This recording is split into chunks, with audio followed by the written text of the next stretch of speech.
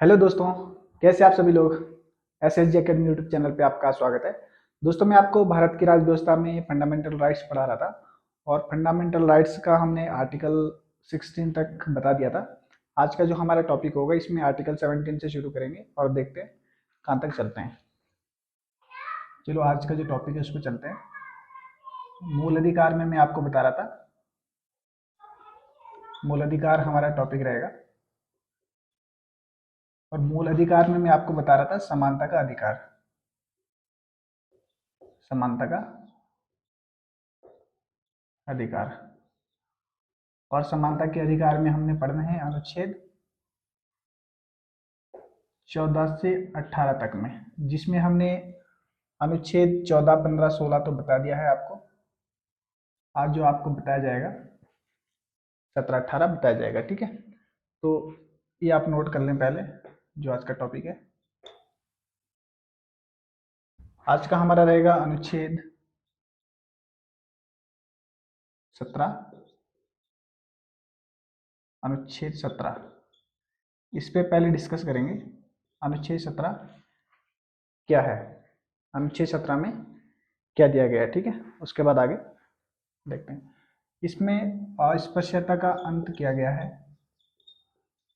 अस्पृश्यता का अंत। भारतीय संविधान में इसकी व्यवस्था की गई है, यानी कि एबोलिशन ऑफ अनटचेबिलिटी, अनटचेबिलिटी।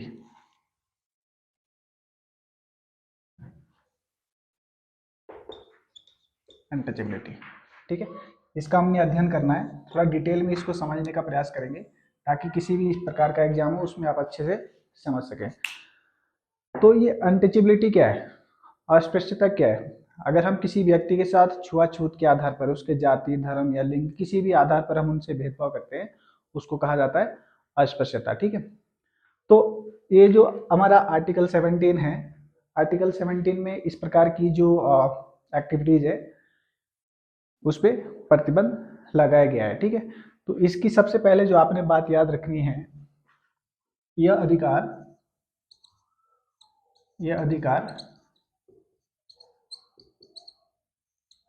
राज्य एवं व्यक्ति दोनों के विरुद्ध है, ठीक है। दोनों के विरुद्ध है, यानी कि यदि कोई स्टेट, राज्य इस प्रकार की कोई गतिविधि करता है, कोई एक्टिविटी करता है, तो उसके खिलाफ भी कानूनी कार्रवाई की जा सकती है। और अगर कोई व्यक्ति, चाहे विदेशी हो या फिर हमारे देश का नागरिक हो, कोई इस प्रकार की गतिविधि करता है कि क्या नाम, छुआछूत के आधार पर या अस्पृश्यता के आधार पर किसी व्यक्ति की मानसिकता को ठेस पहुंचाता है, किसी व्यक्ति की भावना को ठेस पहुंचाता है, तो उसके लिए कानूनी प्रावधान इसमें किए गए हैं आर्टिकल 17 में।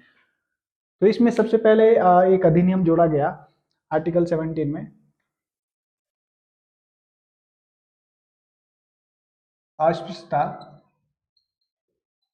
अस्पृश्यता अपराध अधिनियम, अपराध अधिनियम 1955। ये जो अस्पृश्यता अपराध अधिनियम 1955 है, यानी कि अनटचेबिलिटी ऑफेंस एक्ट 1955, इसमें यदि कोई व्यक्ति इस प्रकार से भेदभाव करता है, छुआछूत के आधार पर, अस्पृश्यता के आधार पर, कोई व्यक्ति किसी व्यक्ति से भेदभाव करता है, या जो राज्य है, राज्य मैंने आपको आर्टिकल 12 में डिफाइन किया गया। आर्टिकल 12 अगर आपने अध्ययन नहीं किया है तो उसका आप अध्ययन कर लें कि राज्य क्या क्या है, ठीक है। वो चीजें वहां पे बता दी गई है। तो यदि व्यक्ति या राज्य किसी व्यक्ति के साथ कोई इस प्रकार से भेदभाव करता है, तो ये जो अस्पृश्यता अपराध अधिनियम 1955 है, इसमें उस व्यक्ति पे कार्रवाई के प्रावधान दिए गए कि भाई ये चीजें आप पे कार्रवाई इसमें लाई जाएगी अमल में, ठीक है। फिर इसमें और संशोधन किया गया, एक समिति का गठन किया गया 1976 में, इलाया पेरुमल समिति। 1965 में इस समिति का गठन किया गया और इसको ये कार्य दिया गया कि भाई आप इसमें देखें कि इसमें क्या प्रावधान और जोड़ सकते हैं, क्या चीज़ें इसमें की जा सकती है और इसमें क्या क्या मॉडिफिकेशन किए जा सकते हैं, ठीक है, या ये जो प्रावधान है इनको किस स्तर तक और कड़ा किया जा सकता है। बाद में फिर इसी जो ये अस्पृश्यता अपराध अधिनियम 1955 है, इसका नाम बदल दिया गया और इसका नाम क्या कर दिया गया, नागरिक अधिकार संरक्षण अधिनियम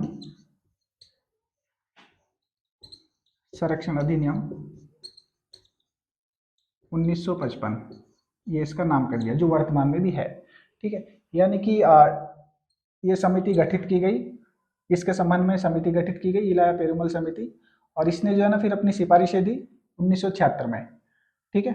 1976 में जो है ना इन्होंने अपनी सिफारिश दी, 1976 में इसका नाम बदल दिया और क्या कर दिया गया, नागरिक अधिकार संरक्षण अधिनियम 1955, ठीक है, यानी कि protection of civil right act 1955, ठीक है, इसको आप ध्यान रखेंगे इस तरह से।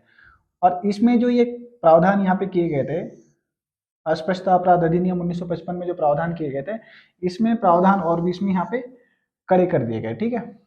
तो इस तरह से आप इसको ध्यान रखेंगे। और एक बात जो मैं आपको बताना चाहूंगा, इसमें आपने देखा होगा जब मैं आपको आर्टिकल 15 बता रहा था, उसमें एक आर्टिकल 15 का सब आर्टिकल सेकंड है। ये जो आर्टिकल 15 का सब आर्टिकल सेकंड है और ये जो अस्पष्टता का अंत है जो आर्टिकल 17 है, ये दोनों एक दूसरे से मिलते जुलते, ठीक है। यानी कि जो चीजें यहाँ पे दी गई है इस आर्टिकल 15(2) में दी गई है, वही चीजें लगभग यहाँ पे आर्टिकल 17 में दी गई है, ठीक है। बस फर्क ये कि यहाँ पे इसमें अधिनियम बनाए गए जो आर्टिकल 17 है, इसके तहत इसमें जो कानून के जो प्रावधान है, अगर कोई व्यक्ति इस प्रकार से किसी व्यक्ति के साथ भेदभाव करता है तो कौन कौन से कानून इसमें किस किस कानून के तहत उस व्यक्ति को सजा दी जाएगी, ठीक है, क्या क्या इसमें सजा के प्रावधान है, ठीक है। तो ये सारी चीजें इसमें दी गई है। और इसमें कौन सी चीजें इसमें अपराध की श्रेणी में बताई गई है, या कौन सी चीजें आपने किसी भी व्यक्ति के साथ नहीं करनी हो, चाहे विदेशी हो चाहे नागरिक हो, जैसे सार्वजनिक स्थल हो गया, कोई सार्वजनिक स्थल हो गया, भोजनालय हो गया, होटल हो गए, स्कूल हो गए या कॉलेज हो गए,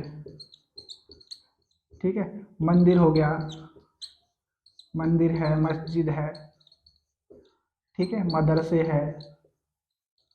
उसी प्रकार से सड़क पे आपको जाने से कोई रोकता है, सड़क है, रास्ते हैं, ठीक, यानी कि पब्लिक प्लेस जितनी भी जगह पे है, मान लीजिए आप मॉल में जा रहे हो शॉपिंग करने, ठीक है, आप किसी दुकान में जा रहे हो राशन खरीदने के लिए, वो दुकानदार आपको इस वजह से राशन नहीं दे पा रहा है कि आप किसी मान लीजिए आप यहाँ पे मैं जाति या धर्म का नाम नहीं लूंगा, किसी भी धर्म से बिलोंग करते हैं कि भाई नहीं आप इस धर्म से आपको मैं राशन नहीं दूंगा, ठीक है, आप इस जाति से आपको मैं राशन नहीं दूंगा, ठीक है।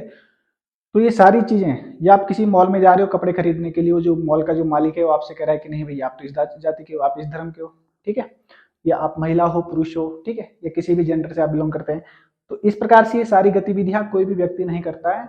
और अगर कोई व्यक्ति इस प्रकार की गतिविधि किसी व्यक्ति के साथ करता है, वो चाहे व्यक्ति हो चाहे राज्य हो, ठीक है, मान लीजिए आपका कोई ऑफिस में काम पड़ गया, किसी ऑफिस में आप चले गए, आपने मूल निवास बनाना है, स्थायी निवास बनाना है, ठीक है, आप अपने तहसील में चले गए, तहसील में जो भी एम्प्लॉय है वो आपसे इस आधार पर भेदभाव नहीं कर सकते कि भाई आप इस धर्म के हो, आप इस जाति के हो, आप महिला हो, आप पुरुष हो, ठीक है। और अगर इस वो तहसील क्या हो गया, एक राज्य हो गया, ठीक है। तो ये जो यहाँ पे जो चीजें बता रहा हूँ मैं, ये तो आपके व्यक्ति में आ जाएगी। और जो आपको तहसील जाना हो, कोई भी काम करना हो, तहसील का कोई काम करवाना हो, आपका पर्सनल काम हो, तो वो आपका स्टेट में आ जाएगा, राज्य में आ जाएगा, ठीक है। तो ना तो व्यक्ति आपसे इस प्रकार से कोई भेदभाव करता है और ना ही राज्य आपसे भेदभाव कर सकता है। और अगर आपसे कोई इस प्रकार का भेदभाव करता है, अगर आपको ये आर्टिकल 17 और आपको आर्टिकल 15 का पता है, तो आप उस व्यक्ति को सीधे सीधे सुप्रीम कोर्ट में चुनौती दे सकते हो, ठीक है, सुप्रीम कोर्ट या हाई कोर्ट दोनों में से, ठीक है। तो यहाँ पे ये व्यवस्था की गई है, तो आप इस तरह से इसका अच्छे से अध्ययन कर लें, ठीक है। यहाँ पे मंदिर है, मस्जिद है, स्कूल है, मतलब जितनी भी जगह पे इन आधारों पर आपसे कोई भी व्यक्ति या राज्य भेदभाव नहीं कर सकता है, ठीक है। तो इस प्रकार से आप इसका अध्ययन कर लें। अब आगे चलते हैं। आगे है हमारा आर्टिकल 18। तो इसको आप अच्छे से अध्ययन कर लें, एग्जाम में यहाँ से कई बार, ये आर्टिकल 17 है, बहुत बार एग्जाम में आ चुका है और आगे भी इसकी जो संभावना है वो बरकरार है। ठीक है, कई बार अधिनियम पूछा जाता है कि इसमें कौन से अधिनियम इस समय चल रहा है, तो आप अगर इसको अगर आपने इसका अधिनियम पढ़ लिए है दोनों, पहले 1955 में अस्पृश्यता अपराध अधिनियम लाया गया, फिर 1976 में इसका नाम चेंज कर दिया गया नागरिक अधिकार संरक्षण अधिनियम 1955। ठीक है, इस प्रकार से आप इसका अध्ययन करेंगे। अब दूसरा आज का ये जो आर्टिकल है, आर्टिकल 18। ठीक है, इसमें क्या किया गया है, आर्टिकल 18 में उपाधियों का अंत, उपाधियों का अंत यानी कि abolition of titles, abolition of titles.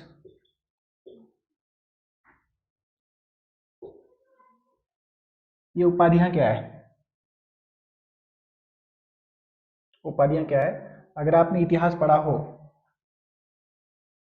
Indian history आपने अगर पढ़ी हो, तो आपको थोड़ा दिमाग में आपके जहन में आ जाएगा कि उपाधियां, अगर हम थोड़ा पीछे चले, ब्रिटिश शासन जब यहाँ पे था उससे भी अगर हम थोड़ा पीछे चले मुगल शासन की तरफ, जब मुगलों का यहाँ पे राज था, तो वहाँ पे भी किसी ना किसी तरह से जो हमारे देश के जो निवासी थे, यहाँ के मूल निवासी थे, उनके साथ ये चीज़ें पहले से ही होती आ रही है। ठीक है, यानी कि जब मुगल आए थे तो भी किसी न किसी तरह से जो हमारे देश के जो निवासी थे उनको प्रलोभन देकर कई प्रकार के सम्मान दिए जाते थे, कई प्रकार की उपाधियां दी जाती थी।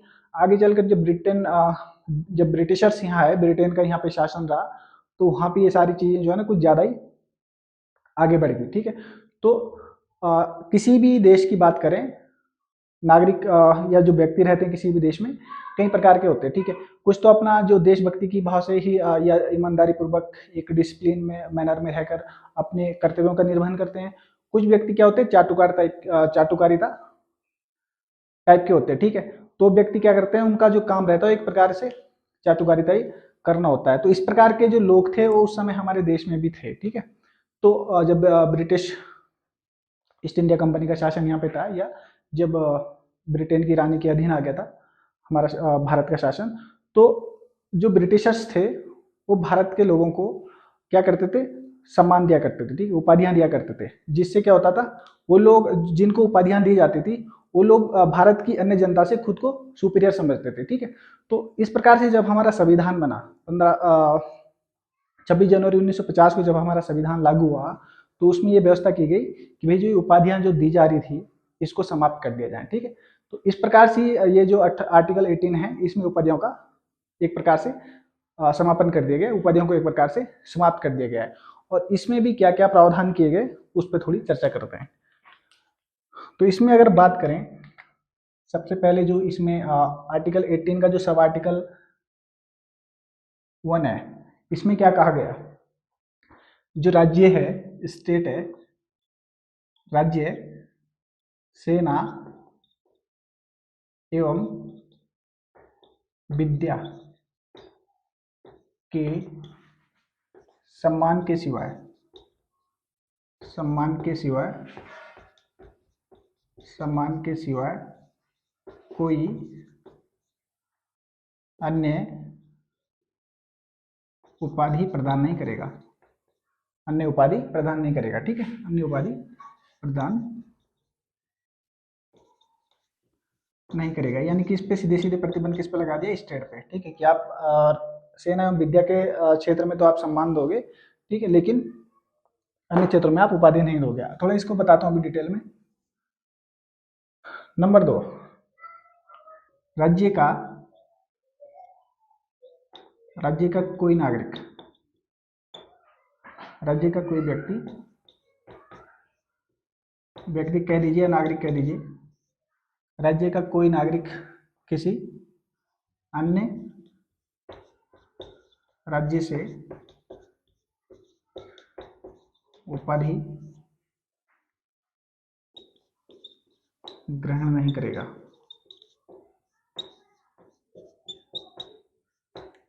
यहाँ पे नागरिक ही कह दे, नागरिक ही कर दीजिए आप, नागरिक। फिर इसका जो तीसरा पॉइंट है, कोई विदेशी व्यक्ति,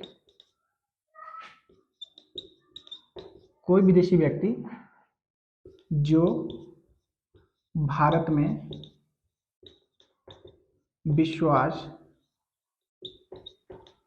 एवं लाभ के पद पर आसीन है। ठीक है, विश्वास एवं लाभ के पद पर आसीन है, के पद पर आसीन है बिना, ये मैं इसलिए लिख रहा हूं क्योंकि ये सारे जो चार के चार पॉइंट है इसमें, चारों के चारों पॉइंट एग्जाम की दृष्टि से काफी महत्वपूर्ण है। बिना राष्ट्रपति की सहमति के, बिना राष्ट्रपति की सहमति के किसी अन्य राज्य से उपाधि ग्रहण नहीं करेगा, ग्रहण नहीं करेगा। अब जो चौथा पॉइंट है इसको यहाँ पे लिखते हैं। ठीक है, आर्टिकल 18 का जो सब आर्टिकल 4 है, राज्य का कोई व्यक्ति, या कोई व्यक्ति कर दीजिए आप, राज्य का क्या, राज्य का कोई व्यक्ति बिना राष्ट्रपति की सहमति के, बिना राष्ट्रपति की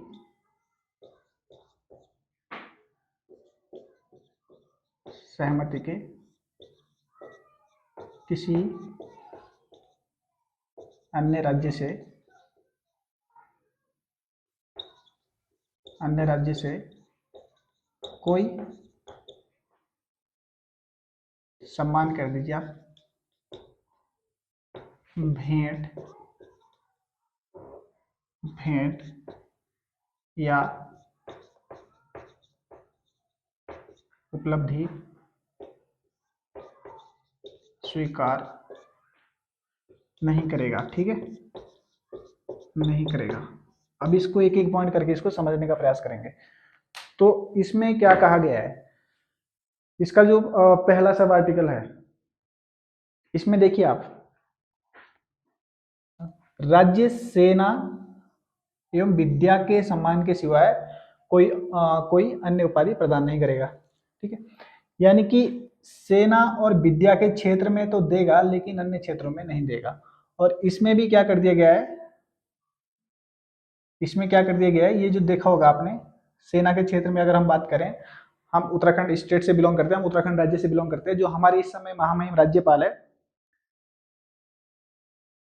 major general Gurmeet Singh, retired लग जाएगा। ठीक है, तो ये इस प्रकार की सेना के क्षेत्र में उपाधि लगा सकते हैं अपने नाम के आगे पीछे।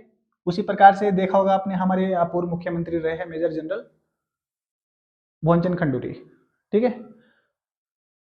तो माफ कीजिएगा, ये जो महामहिम राज्यपाल जी लेफ्टिनेंट जनरल है, लेफ्टिनेंट जनरल गुरमीत सिंह। ठीक है, तो इस प्रकार की उपाधि लगाते हैं अपने नाम के आगे। उसी प्रकार से हमारे पूर्व मुख्यमंत्री मेजर जनरल भुवनचंद खंडूरी, वो भी अपने नाम के आगे लगा देते हैं, कोई कर्नल लगा देते हैं। ठीक है, इस प्रकार की सेना के क्षेत्र में ये उपाधि लगा सकते हैं। उसी प्रकार से आपने देखा होगा एजुकेशन के क्षेत्र में कुछ व्यक्ति डीलिट की उपाधि लगा लेते हैं। ठीक है, कुछ डॉक्टरेट की उपाधि लगा लेते हैं। इस प्रकार से ये सारी चीजें विद्या और सेना के क्षेत्र में तो आपको दी जाएगी, लेकिन अन्य क्षेत्रों में अगर आपको कोई सम्मान मिल रहा है इस प्रकार से, तो आप उसको अपने नाम के आगे या पीछे उसको प्रत्यय या उपसर्ग के रूप में नहीं लगा सकते हैं। ठीक है, थोड़ा इस पे आगे डिस्कस करेंगे। इस पे कुछ मैटर्स थे जो हमारे सुप्रीम कोर्ट गए थे, उसको सुप्रीम कोर्ट के द्वारा सुलझा दिया गया था, क्योंकि सम्मान तो अन्य क्षेत्रों में भी दिया जाता है। ठीक है, वो चाहे आप हमारी पद्म अलंकरण बता दीजिए या फिर भारत रत्न है। ठीक, स्पोर्ट्स के क्षेत्र में हो गया, एजुकेशन, कई प्रकार के सम्मान दिए जाते हैं भारत में। ठीक है, साहित्य के क्षेत्र में आप ले लीजिए, तो लेकिन उसमें क्या है कि वो अपने नाम के आगे पीछे उसको प्रत्यय उपसर्ग के रूप में उसका प्रयोग नहीं कर सकते हैं, जबकि एजुकेशन और डिफेंस के जो क्षेत्र में ये जो उपाधियां हैं उसको नाम के आगे पीछे प्रयोग कर सकते हैं। उसी प्रकार से राज्य का कोई व्यक्ति, राज्य का कोई नागरिक किसी अन्य राज्य से उपाधि ग्रहण नहीं करेगा। ठीक है, बिल्कुल मना कर दिया है कि राज्य का कोई भी व्यक्ति किसी अन्य राज्य से उपाधि ग्रहण नहीं करेगा। अब ये चीज यहाँ पे थोड़ी चेंज हो जाएगी यहाँ पे, ठीक है। कोई विदेशी व्यक्ति है भारत में कोई विश्वास या लाभ के पद पर कार्यरत है, वो व्यक्ति भी किसी दूसरे देश से सम्मान या उपाधि प्राप्त नहीं कर सकता है, और अगर वो प्राप्त करना भी चाहें तो उसको पहले हमारी महामहिम राष्ट्रपति से अनुमति लेनी पड़ेगी, सहमति लेनी पड़ेगी, तब वो ले सकता है, ठीक है। सपोज कीजिए कोई विदेशी है यहाँ पे और किसी लाभ या विश्वास के पद पर कार्यरत है, ठीक है, और फिर जिस देश का वो व्यक्ति है वही देश उसको क्या करना चाहता है, सम्मान देना चाहता है, उपाधि देना चाहता है, ठीक है, तो ले सकता है, अपने देश से भी ले सकता है और किसी अन्य देश से भी ले सकता है, लेकिन क्या करना पड़ेगा, पहले हमारे महामहिम राष्ट्रपति से सहमति लेनी पड़ेगी, ठीक है। सहमति मिल जाती है, उसमें आसानी से सहमति मिल जाती है तो सम्मान उनको मिल जाता है, ठीक है।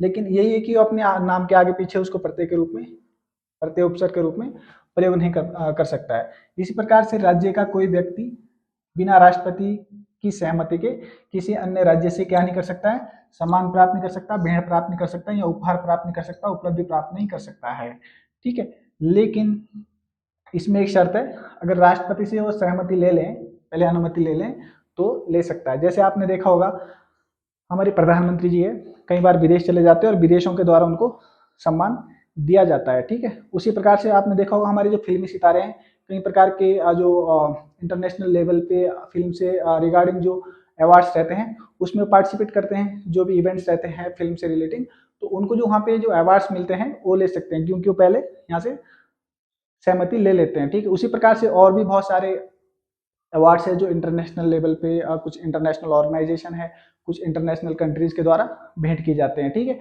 तो ये सारी चीजें किस में आ जाती है, आपकी आर्टिकल 18 के सब आर्टिकल 4 के तहत ये सारे उपहार या जो सम्मान दिए जाते हैं, ठीक है, वो ले सकते हैं। लेकिन फिर ये मामला चला गया सुप्रीम कोर्ट में।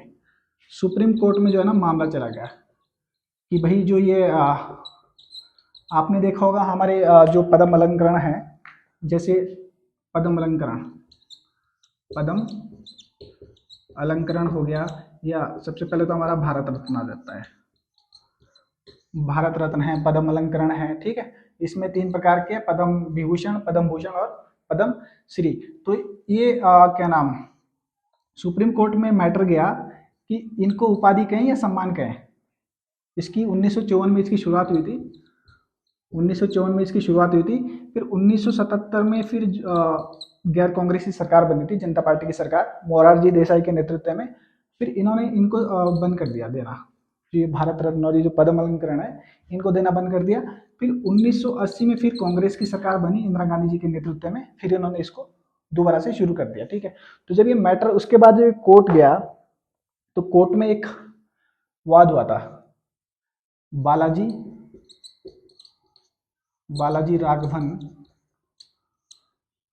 वर्सेस भारत सरकार, भारत संघ। ये जो मामला था इसमें सुप्रीम कोर्ट ने निर्णय दिया था कि ये जो पद्म अलंकरण है या भारत रत्न है, ये क्या है, ये उपाधि नहीं है, ये क्या है, सम्मान है, और इसको भाई ये जो सम्मान प्राप्त की जाती है, ऐसा तो है नहीं किसी अगर व्यक्ति को दे दिया जाए, ठीक है। तो इसमें जो व्यक्ति विशेष क्षेत्र में कोई विशेष उपलब्धि हासिल करता है उसी व्यक्ति को ये जो सम्मान है ये प्रदान किए जाते हैं, ठीक है। और इसमें साथ ही सुप्रीम कोर्ट ने एक बात और कही कि ये जो पद्म अलंकरण या जो ये जो इस प्रकार के जो सम्मान दिए जाते हैं ये आर्टिकल 18 का उल्लंघन नहीं करता है। साथ ही इसमें एक शर्त जोड़ी गई कि जिस भी व्यक्ति को ये सम्मान दिए जाएंगे वो व्यक्ति अपने नाम के आगे पीछे इसका प्रत्यय और उपसर्ग के रूप में प्रयोग नहीं कर सकता है। और अगर इस व्यक्ति ने मान लीजिए किसी को भारत रत्न मिला है तो इस प्रकार से नहीं लिख सकता है कि भारत रत्न फला फला, ठीक है। किसी को पद्म विभूषण मिला है तो इस प्रकार से नहीं लिख सकता है कि पद्म विभूषण विजेता फला फला फला, ठीक है। और अगर किसी व्यक्ति ने इस प्रकार से लिखा है, ठीक है, या फिर क्या नाम फला फला पद्म विभूषण विजेता, इस प्रकार से भी नहीं लिख सकता है। और अगर किसी ने लिख भी दिया तो सरकार क्या करेगी, उस व्यक्ति से उस पुरस्कार को वापस ले लेगी, ठीक है। यानी कि ये आर्टिकल 18 का उल्लंघन हो जाएगा, ठीक है। ले ले सम्मान, कोई दिक्कत नहीं है, लेकिन उसको आप अपने नाम के आगे पीछे प्रत्यय उपसर्ग के रूप में उसका प्रयोग नहीं कर सकते हैं, ठीक है। तो इस प्रकार से ये सारी व्यवस्था इसमें की गई, तो इसका आप अच्छे से अध्ययन कर लें। बाकी दोस्तों थोड़ा टाइम टू टाइम क्लास नहीं दे पा रहा हूँ क्योंकि मेरा खुद का भी एक एग्जाम है आयोग का, तो उस वजह से हो सकता है थोड़ा गैप रह जाए बीच में, बाकी मैं 15 फरवरी के बाद प्रयास करूंगा कि 15 फरवरी के बाद मैं आपको कंटिन्यू क्लास दूंगा, ठीक है। और सोच रहा हूँ कि इसके साथ ही मैं आपको उत्तराखंड का भी अलग से क्लास देने का प्रयास करूंगा, या फिर हिंदी, क्योंकि उत्तराखंड में अगर आप ग्रुप सी के एग्जाम की तैयारी कर रहे हैं तो उत्तराखंड का अध्ययन और हिंदी, ये दोनों चीजें महत्वपूर्ण रोल अदा करते हैं, ठीक है। तो मैं सोच रहा हूँ कि पॉलिटिकल साइंस तो मैं आपको कवर कराऊंगा ही, ठीक है, लेकिन 15 फरवरी से पहले पहले मैं थोड़ा उस लय में आपको करा नहीं पाऊंगा, क्योंकि मेरा खुद भी एग्जाम है, ठीक है। तो बाकी 15 फरवरी के बाद जैसे मैं आपको बता रहा हूँ पॉलिटिकल साइंस, इधर से आपके जीएस के सब्जेक्ट कंप्लीट हो जाएंगे, उधर से हिंदी भी कंप्लीट होता रहेगा और उत्तराखंड भी कंप्लीट होता रहेगा, ठीक है। तो उसके बाद जो पढ़ाई है वो हम थोड़ा लय में ले लेंगे, ठीक है। तो इस प्रकार से आप जो लेक्चर मैंने दे दिए है इससे पहले, उसका भी आप अध्ययन करते रहें। बाकी अगर आपकी कोई एग्जाम्स है, ठीक है, उसकी आप अच्छे से तैयारी करते रहिए, ठीक है। तो मिलते हैं दोस्तों आपसे अगले लेक्चर में, तब तक के लिए धन्यवाद।